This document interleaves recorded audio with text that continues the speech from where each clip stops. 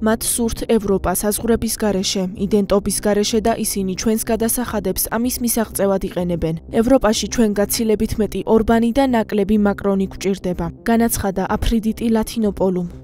მე ვარ იმ ქვეყნიდან, რომელმაც შუა დემოკრატია და დასავლური ცივილიზაციის საზღვრები სისხლით შემოხაზა.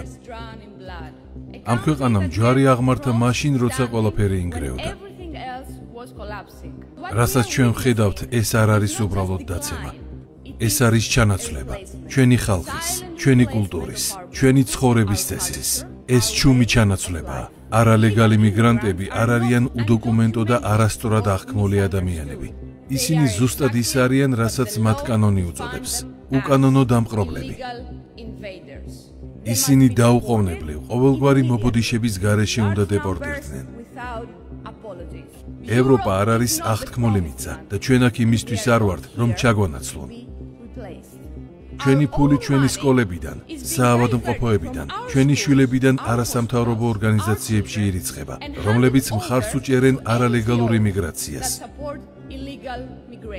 ისინი ამას ჰუმანიტარულ დახმარებას უწოდებენ. ჩვენ კი ღალატს უწოდებთ. მათ სურთ ერთი ევროპა საზღვრების გარეშე, იდენტობის გარეშე, წინააღმდეგობის გარეშე და ისინი ჩვენს გადასახადებს ამის მისაღწევად იყენებენ.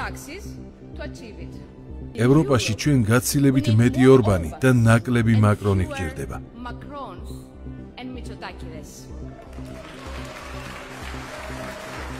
ამავე დროს ჩვენ ვდგავართ კიდევ ერთი მომწავლელი საფრთხის წინაშე, ვოუკისტური იდეოლოგიის. იდეოლოგიის, რომელიც ჩვენს შვილებს ჩააგონებს, რომ მათ შეუძლიათ კატებიც კი იყვნენ. ეს არ არის პროგრესი, ეს გონებრივი აშლილობაა. მათ სძულთ ყველაფერი, რაც ჩვენ გვიყვარს, რადგან შინაგანად, ღრმად, საკუთარი თავის სძულთ. მათ ომი უნდოდათ და მიიღებენ მას. დავიცვათ ბავშვები, ქალები, პატივი ვცეთ ოჯახს და შევაჩეროთ სიცრუის დაფინანსება. ჩვენ არ დავიხევთ უკან, არც ახლა და არც არასდროს.